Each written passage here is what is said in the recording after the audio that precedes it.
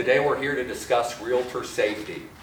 It's estimated that over 60,000 realtors are attacked yearly, and this is very rarely reported. So today we're going to talk to the Krav Maga dojo, Missi and Larry. They're going to talk to us about some steps you can take to defend yourself and make sure you're safe in your everyday life.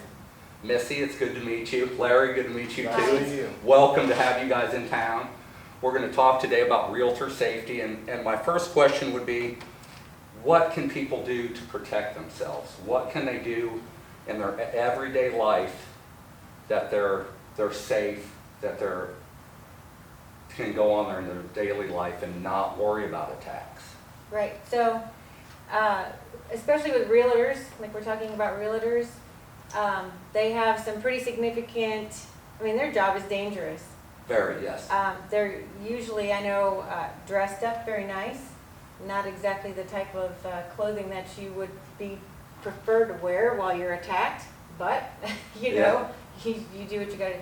So they are going out into empty homes, sometimes very rural, with spotty cell service, and meeting complete strangers.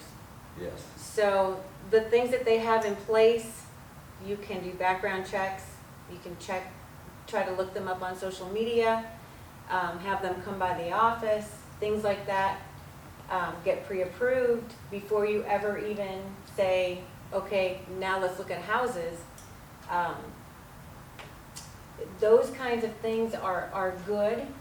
Having a call-in or a check-in system like 360, where maybe your administrative assistant can follow you. All great things, but basically will just help them find you if something happens or you don't come home or you don't come back to the office. That is excellent advice, a check-in system, because the majority of people that are vetted are not the ones attacking realtors.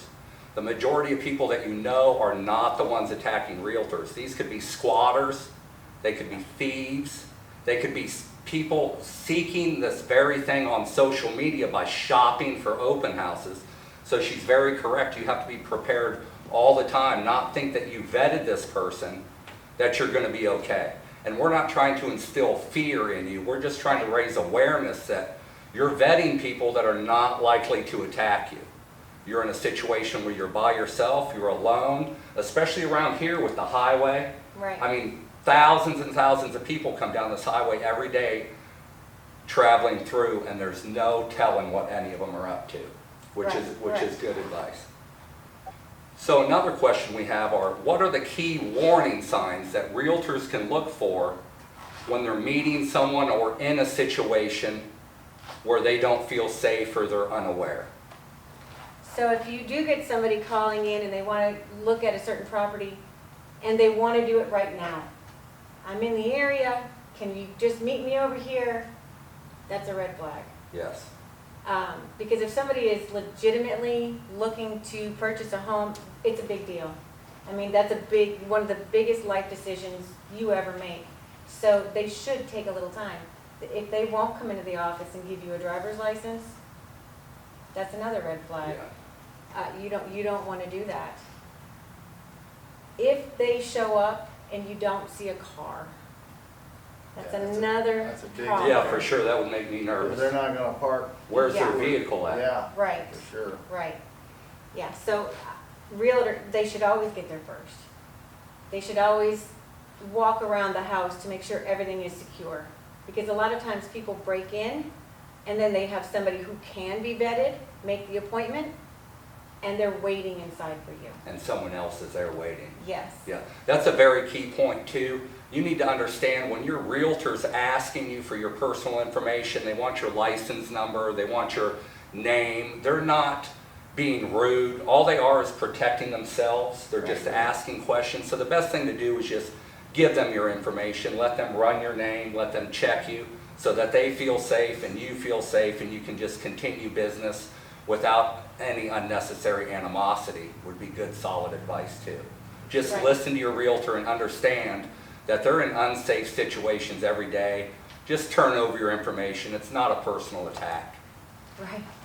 And if you're showing a house and they're not really asking questions about the house, You know, Yeah. they're not saying how, Yeah. what you like this, or what size are the rooms. I mean, that's a pretty good red flag if they're not even interested in the house. Yeah, if someone's more interested in you and For what sure. you do and where you live, that's probably a red flag, and you don't want to just show them the For house. sure. So they can even ask pretty direct questions. So what about the kitchen caught your eye? Yes, If they can't give you an answer, there's a pretty good chance they've not even looked, at anything online, that they're really not interested in the house. But realtors, sometimes your picture's on the sign, you have billboards up around town with your picture, your name, they can look you up online. They can know more about you than you're ever gonna know about them. Exactly. And this is not random. These crimes are premeditated. Then those are the scariest ones. yeah. It's not, it's not like a sudden act of violence, spontaneous, like road rage. This is somebody who has sought out Planned. this person. It's planned. Yeah, Yeah. and they're creating a place to do harm. That's a very good idea, and I never thought about that. That is a very good point, and exactly why we come here and talk to people is she's saying that if you feel uneasy about somebody, ask them what you liked about the house. Yeah. What did you like about the kitchen? And if these people cannot give you an answer, they're not looking at the house. They're looking at you. They're not interested in the home. So that is a very good point. That's a good idea too. Just generalize and ask them questions, why you like the house, what you like about the area, and then you'll find out if their interest lies in the actual home. That is a very good point. So I watched an interview of when they arrested a man that had lured a realtor to a home. He sexually assaulted her, murdered her. They found her in a shallow grave. When they finally caught him and they were like talking to him as he was being taken to the police car, they asked him why he did that. And he said, she was a pretty girl and a rich broker. Yeah. That's why he did it. Yeah, that's a sad story for sure. Very sad. And one thing I want to touch on is it's not just females getting attacked. Don't Right. think that you're a male realtor, you're not going to be a victim. Right. A good 50% of realtors attacked are males. Yeah. A recent incident happened in Arkansas where a male realtor went to a house to check it, and there was someone waiting for him. It was a squatter that attacked and beat him. So he didn't have a chance to vet no one. He didn't have a chance to interview them, ask them questions about the house. He just went there and was attacked. So that's where a good check-in system is valuable, because you're not laying there hurt for hours waiting for help. It's been 15 minutes, you haven't checked in, your broker or your friend is going to try and get a hold of you, and if they can't find you, they're going to come looking for you, which is a Right. very good point, and another reason to have a check-in system. You're not bothering no one. We'll even take your check-in. If you don't have no one to call, you can call us and say, look, I'm going to be in this house for 2 hours. I'm going to call you every 30 minutes. Will you check on me? And we will 100% make sure you're okay. Right.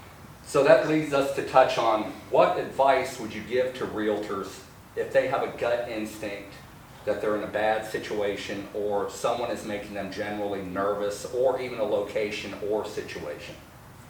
So I cover this when I do women's self-defense. I talk to them about this because your body has its own defense system. When you get that feeling that something isn't right, that's your body saying something's not right. Yes. And you have to pay attention to that. Our initial response is to say, I'm busy, I have to, and you try to deny that feeling. I did that. I was brutally attacked. If I had paid attention to my gut, that wouldn't have happened to me. Yeah, that's a good point too. Yeah. Because I firmly remember feeling that when I walked out of the store thinking something is not right. Yeah. Yeah. You have to pay attention to that. And if you start to go into that, oh, my mind's just playing tricks on me, I'm just crazy, you have to immediately get out of that thinking, Yeah. because something is not right. She's making a very good point. If you have a feeling about something, you don't want to think, oh, I'm going to disappoint my broker, I'm going to go anyways. oh, I need this money, I have to sell this house, I'm gonna Yeah. go anyways. Yep. That's not worth your life or your dignity. Trust your instinct. No one's gonna think you're a coward. They're gonna think you're a very intelligent person who wants to keep yourself safe. So don't worry about other people's opinions. Worry about your safety and getting home to your family is what I would totally touch on that subject. In addition to self-defense and learning to defend yourself, what can a realtor do to incorporate this into their everyday life? You know, that it becomes common practice, that they don't even have to think about it, that this just naturally occurs. So, I mean, we feel that, first of all, learning self-defense should be because you are protecting your life, Yes. not just for you, but everybody has family. And we want you to go home to your family. So I take it as seriously as if I have a heart attack, I'm not just going to ignore that. I'm going to go to the doctor and find out how I can fix that so I can stay around for my Yes. family. So self-defense should be looked at the same way. I mean, I think that it is preserving your life because all of the safeguards we put in place, the check-in system, you know, the Life 360, things like that, when it's me and a bad guy, that stuff doesn't help me. Yeah, What's going to help me is right here. your own It's personal what- awareness. It's Yes, ma'am. me or you, and guess what? I'm going home to Yeah. my family. Yeah. So I do carry a tactical pen. I also carry a firearm. That, I'm afraid, would give a lot of people maybe a false sense of security. Because being the victim of a violent attack, I had no time. Yeah, I find that a lot with firearms. Firearms will give someone a false sense of security. But Right. you gotta realize the majority of time you're getting attacked, your gun isn't on you. Your gun's in the car, it's in your purse, Right. it's at home in the drawer. Right. And everybody thinks it's easy. I'm getting attacked, I'll just pull my gun out. No, Right. you won't. You'll fight for survival. If Right. you're not trained to get that gun off instinct and natural habit, you're not gonna get your gun. The chances You're gonna end are- up a victim and you're gonna Yeah. arm your attacker, is what you're Exactly. gonna end up doing. So and taking a life is not something to take Yes. lightly. I mean, you have to realize that if you pull a weapon and you don't kill this person, they're going to take your weapon from you and kill you. Or worse yet, you're gonna have to kill someone. Or you'll have to, Yes. right? You'll be forced to at that point. Yeah. So carry a knife on your person. That is probably the best way, because even in a struggle, I can get to it, open it, And use it. and use it. A gun can't quite get there. And what if you get it out and you don't have one in the chamber? You know, there's not enough time for that. Cell phone, I would carry nothing into the house other than a knife on my person. You might want to carry one of these, keys, cell phone. You don't want things in your hands. Because if somebody's gonna come up behind you and attack you, I mean, you have to be able, or come at the front, from the front and attack you. You have to be able to use your hands. Yes. She makes a very good point. A gun is big, bulky. There's a chance it's not gonna work. If there's not a bullet in the chamber, which is not recommended, the gun isn't gonna work. A Right. knife is quick, hidden. It's Yeah. not gonna hurt a little kid in 5 minutes if he gets a hold of it. You wanna be aware of the situation, that a gun is not a cure-all. Right. We 100% advocate the right to bear arms. Yeah. But it is not a catch-all. It is not a solution for everything. A gun can actually lead to trouble. Exactly. More trouble than you had when you first got in the situation. And if you feel threatened, a knife, you can easily put it in your hand without anybody even noticing. Yes. And Right. be ready. Yeah, you can have the knife on you, hidden, Yeah. like that pen. If you look at this pen, this is not just a pen. This is a self-defense device, and if you see Missy had this in her hand the whole time, and you don't even draw attention to it. But if you get stuck by this, you're gonna 100% know it's in you, and that you need to let that person go. And it's not a firearm, it's a pen. You can carry this with you every day, everywhere you go, and you have it with you, and you can access it. It's not big, it's not bulky. She's had it this whole time, I just now noticed it in her hand. And it was only $13, so it could save your life. $13 that can save your life, and it's not a firearm. No one's gonna judge you, no one's gonna see you with anything. So this is a very good idea. We'll put links for this kind of stuff down in the description.